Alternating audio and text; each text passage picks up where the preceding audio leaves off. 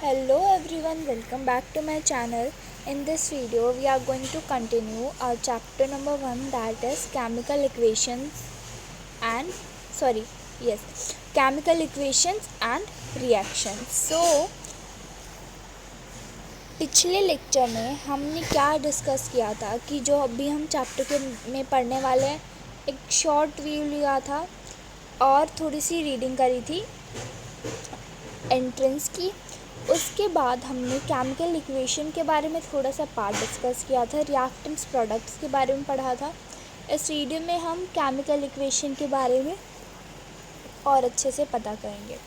तो इसमें कहा गया है आपको कि क्या एक ऐसा तरीका है, कोई और ऐसा तरीका है जिससे हम किसी भी केमिकल इक्वेशन को एक छोटे तरीके से रिप्रेजेंट कर सके और वो हमें समझ भी आ जाए। तो देखो, जो केमिकल इक्वेशन है उसको और अच्छे से समझ में आए, एक इफ़ेक्टिव तरीका होता है लिखने का, ठीक है। उस तरीके से और यूज़फुल तरीके से हम कैसे कर सकते कि मैं वर्ड्स की जगह यानी कि केमिकल की जगह मैं उसका केमिकल फॉर्मूला लिख दूँ। तो अब कह क्या रहा है, ऐसे समझ नहीं आएगा, ऐसे ज़रूर समझ आएगा, बता दूँ। यहाँ पे आपको एक इक्वेशन दिख रही है, Mg plus O2 plus MgO। तो देखो इसमें क्या है, Mg is for magnesium, right. So मैं मैग्नीशियम की जगह मैंने Mg लिखा, दिखने में अच्छा लग रहा है और समझ भी आ रहा है। और एक और चीज़ क्या हुई कि जो हमारी इक्वेशन है वो छोटी भी हो गई। तो हम केमिकल इक्वेशन कैसे भी लिख सकते हैं। अब यहाँ पे क्या है, O2 यानी कि ऑक्सीजन। देखो ऑक्सीजन जो है एयर में प्रेजेंट होता है, इट मीन्स हम ये भी कह सकते हैं मैग्नीशियम का मैंने किसके साथ रिएक्शन कराया, एयर के साथ। क्या बना, MgO बना। MgO क्या बना, मैग्नीशियम ऑक्साइड, ठीक है। तो बेसिकली क्या समझ आया कि हम केमिकल वर्ड्स लिखने की बजाय instead of writing chemical words we can just write there chemical formula to shorter our chemical equation to conciser chemical equation. Okay, चलो अब नेक्स्ट पढ़ते हैं। Count and compare the number of atoms of each element on the LHS and RHS of the arrow. Is the number of atom of each element the same on the both side? अब देखो यहाँ पे कुछ आपको क्या दिखा रहा है कि हम केमिकल इक्वेशन को बैलेंस करने वाले। देखो कोई भी equation, just for an example मैं आपको यहाँ लिख के बताती हूँ। देखो मान लो फॉर एग्जांपल मेरे पास इधर है Na, यहाँ पे मेरे पास Na के 2 एटम है, ठीक है। यहाँ पे मेरे पास है ऑक्सीजन, इसके 2, और ये मेरा कुछ भी मैं बना रही हूँ, NaO बन रहा है, ठीक है, NaO। यस, सो हमारे पास देखो ये हमारे रिएक्टेंट से ये हमारा प्रोडक्ट है। अब इसमें क्या कहना चाह रहा है कि यहाँ पे Na है, Na के मेरे पास 2 एटम है, क्या इस साइड भी यानी कि दूसरी साइड RHS में क्या अगेन मेरे पास सोडियम के 2 एटम है। तो मुझे तो क्या दिख रहा है कि नहीं, सोडियम के तो एटम नहीं है इतने, यहाँ सोडियम के 2 एटम है, यहाँ 1 है। तो मैं इसका 2 कैसे बना सकती हूँ, ये होगा कि मैं केमिकल इक्वेशन को क्या कर रही हूँ, बैलेंस कर रही हूँ। This is called balancing chemical equation की LHS पे जिस भी केमिकल के जितने एटम हैं उसी सेम एलिमेंट के RHS यानी कि राइट हैंड साइड पे भी सेम एलिमेंट होने चाहिए। अगर वो सेम एलिमेंट है इट मीन्स कि जो हमारी केमिकल इक्वेशन है वो ऑलरेडी बैलेंस्ड है। अगर नहीं है so we have to write it in a balanced form. Okay, so if yes then the equation is balanced. हाँ, अगर एटम्स जितने एलिमेंट के LHS पे और उतने RHS पे तो हमारी इक्वेशन बैलेंस है। If not then the equation is unbalanced क्यों है, because the mass is not the same, क्योंकि मास जो है वो सेम नहीं है, एटम सेम नहीं होंगे, मास सेम नहीं होगा, तो हमारी इक्वेशन अनबैलेंस्ड हो गई। Such chemical equation is a skeletal chemical equation for a reaction. तो ऐसी इक्वेशन जो अनबैलेंस्ड है तो उस केमिकल इक्वेशन को क्या कहते हैं? Skeletal chemical equation for a reaction. Chemical equation is a skeletal chemical equation for a reaction. Okay. Equation 1.2 is a skeletal chemical equation for the burning of magnesium in the air. यानी कि देखो यहाँ पे O2 लिखा है यानी कि oxygen, तो इसका मतलब मैंने बताया था आपको पहले भी कि इसका मतलब कि मैग्नीशियम का रिएक्शन एयर से हो रहा है। तो जो इक्वेशन 1.2 है, ये वाली जो इक्वेशन है, ये एक स्केलेटल केमिकल इक्वेशन है। क्यों है? क्योंकि इसमें LHS पे ऑक्सीजन के तो 2 एटम है, ऑक्सीजन के 2 एटम है, ठीक है, लेकिन RHS पे ऑक्सीजन के 2 एटम नहीं है, इसलिए ये स्केलेटल केमिकल इक्वेशन हो गई। Balanced chemical equation. Recall the law of conservation of mass that you have studied in class 9th. Mass can neither be created nor be destroyed in a chemical reaction. यानी कि कोई भी chemical reaction हो रही है तो उसका मास ना ही बढ़ेगा ना ही कम होगा। इट मीन्स कि वो क्रिएट भी नहीं होगा किसी केमिकल इक्वेशन के टाइम पे, ना ही वो डिस्ट्रॉय होगा, यानी कि ना ही उसका मास बढ़ेगा ना ही उसका मास कम होगा। Neither be created nor be destroyed. That is the total mass of the elements present in the products of a chemical equation has to be equal to the total mass of the elements present in the reactants. वही product में जितना element का जितना भी मास है उतना ही reactant का भी होना चाहिए। In other words number of atom of each elements remain the same, यानी कि हम ये भी कह सकते हैं कि हर एलिमेंट के नंबर ऑफ एटम सेम होने चाहिए before chemical reaction and after chemical reaction. Hence we need to balance a skeletal chemical equation. Skeletal chemical equation means जो unbalanced equation है, तो unbalanced equation को हमें बैलेंस करने की ज़रूरत है। अब देखो जो 1.2 हमें इक्वेशन दी गई थी, क्या वो बैलेंस थी? नहीं थी वो balance. Let us learn about balancing a chemical equation step by step. अब हम इसमें केमिकल इक्वेशन को बैलेंस करना देखेंगे step by step. The word equation for activity 1.3 may be represented as, यहाँ पे एक वर्ड्स में यानी कि एलिमेंट के वर्ड्स में केमिकल इक्वेशन रिप्रेजेंट कर रखी है। देखो, zinc plus sulphuric acid gives zinc sulphate and hydrogen. देखो, जिंक प्लस सल्फ्यूरिक एसिड। अब मुझे ऐसे तो पता नहीं चल रहा कि किसके कितने एटम है या मास, ठीक है, तो मैं क्या करूँगी, इसको केमिकल फॉर्मूले के फॉर्म में लिख दूँगी, ठीक है। जिंक को लिखा Zn, सल्फ्यूरिक एसिड का क्या होता है H2SO4, जिंक सल्फेट का होता है ZnSO4 और हाइड्रोजन का होता है H2। इसको मैंने लिख दिया। अब देखो इधर जिंक का एक एटम है, इधर भी एक है, चलो ठीक है। हाइड्रोजन के 2 है, हाइड्रोजन के 2 है, SO4 के 4 है, SO4 के 4 है, यानी कि इक्वेशन बैलेंस्ड है, ठीक है।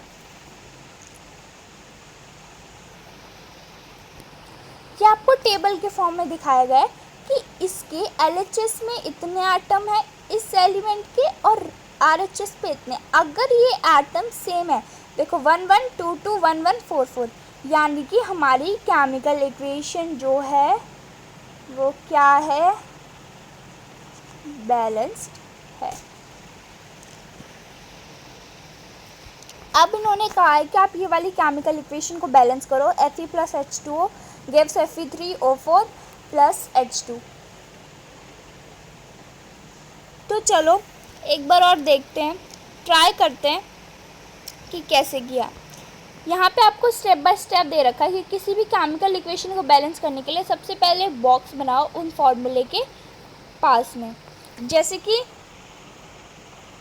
Fe के अराउंड एक बॉक्स है, H2O के अराउंड एक बॉक्स है, ऐसे। Do not change anything inside the box, box के अंदर कोई चेंज नहीं करना है केमिकल इक्वेशन के टाइम पे। इसका मतलब बॉक्स के अंदर सेफ्टी आ गई, बॉक्स इनके लिए एक सेफ्टी प्रोवाइड कर रहा है। अब हमें एलिमेंट लिखना है, आइटम लिखने हैं LHS में कितने, RHS में कितने। अब मुझे तो भाई बहुत गड़बड़ दिख रहा है, ना आयरन के पूरे, ना हाइड्रोजन के, ना ऑक्सीजन के। अब क्या करूँ? तो देखो अब क्या करना है आपको, देखो इसी वाली केमिकल इक्वेशन में आपको करके दिखाती हूँ।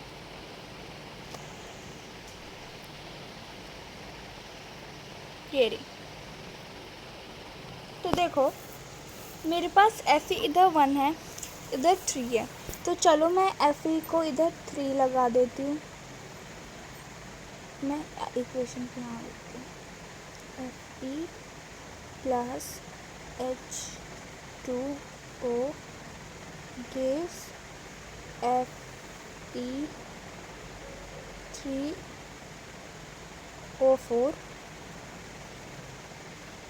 Fe3O4 and H2।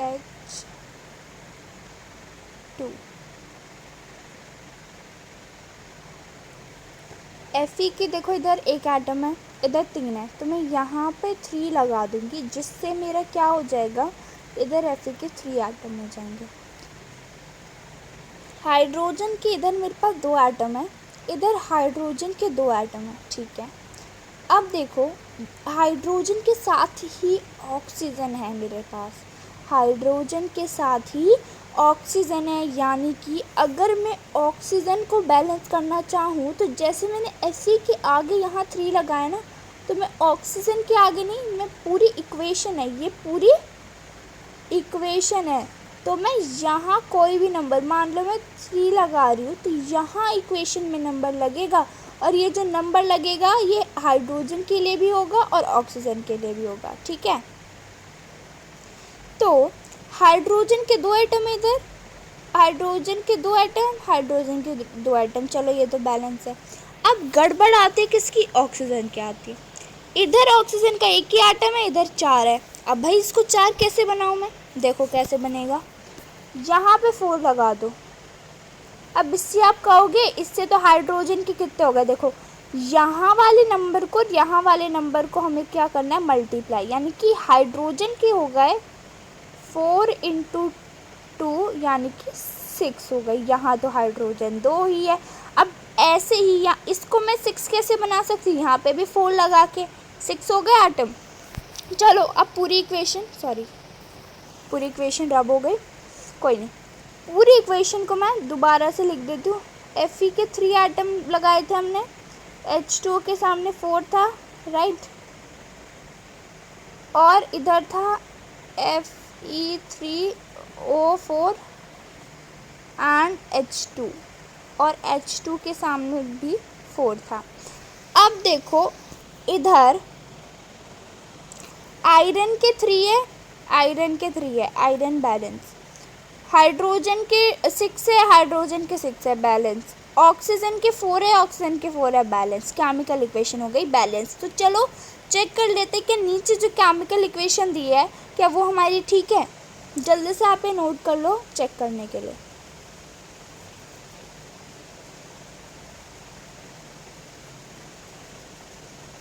ओके, सो अब चलते नीचे और ये देखते कि क्या हमारी केमिकल इक्वेशन बैलेंस ठीक थी। देखो, yes, the equation would be this. Okay, step 5 क्या था कि एग्जामिन करना है इक्वेशन को, pick up the third element which is not balance to find that only one element is left to be balance. So चलो इसमें iron balance करना रहा था, 5th स्टेप में आयरन को बैलेंस किया, और 6th स्टेप में एटम्स काउंट करे, इक्वेशन चेक करिए। हाँ, और एक और बहुत ज़रूरी बात, स्टेप 7 में आपको क्या दिया है, देखो हाईलाइट किया है, इट मीन्स बहुत इम्पॉर्टेंट है कि हमें writing symbols of physical states, यानी कि जो आयरन है वो किस स्टेट में होगा, सॉलिड लिक्विड गैस, पढ़े ना ये स्टेट, सॉलिड लिक्विड और गैस, तो ये किस स्टेट में होगा आयरन, ऑब्वियसली सॉलिड में होगा। तो देखो यहाँ पे ब्रैकेट में सॉलिड लिखा है, एस लिखा है। H2O ये किस में होगा, गैस की फॉर्म में, ठीक है। Fe3O4 ये सॉलिड में होगा, आयरन सॉलिड में होगा, आयरन आ गया सॉलिड में। H2O हाइड्रोजन गैस होती है, गैस है इसके नाम में, तो इस ऐसे ही पता चल गया, यानी कि गैस की फॉर्म में। तो हमें इसके फिजिकल स्टेट्स भी लिखने होते हैं, ठीक है। तो 7th स्टेप हमारा ये था, फिजिकल स्टेट्स लिख दिए।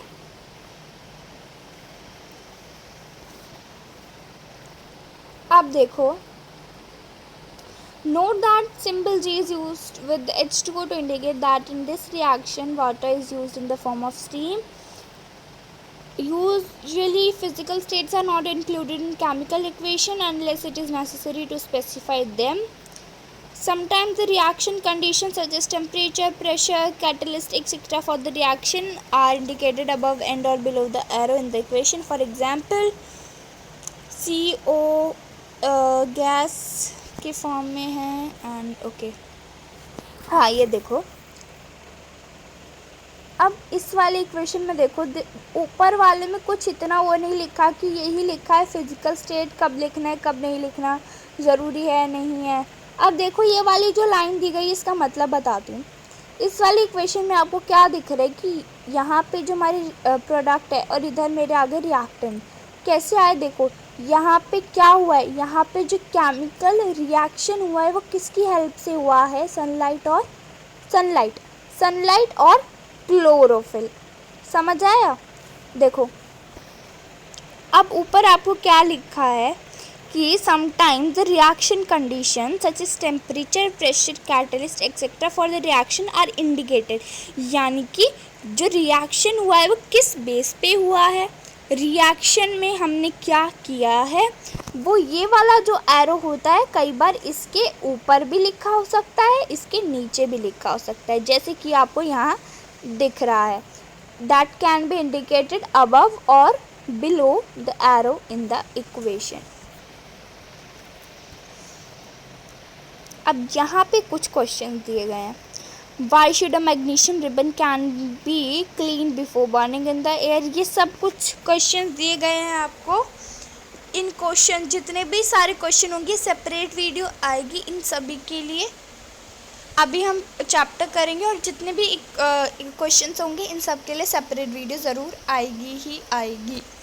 तो नेक्स्ट टॉपिक हम नेक्स्ट वीडियो से कवर करेंगे। ये चैप्टर थोड़ा लेंदी जाने वाला है क्योंकि केमिकल रिएक्शन जो है वो बैलेंस करना बहुत ज़रूरी है।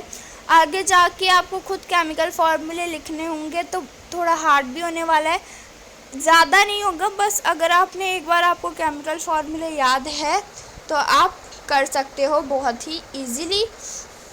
तो टाइप्स ऑफ केमिकल रिएक्शंस हम नेक्स्ट वीडियो से डिस्कस करेंगे। Till then, do like, share and comment to my YouTube channel and have a good day. Bye bye.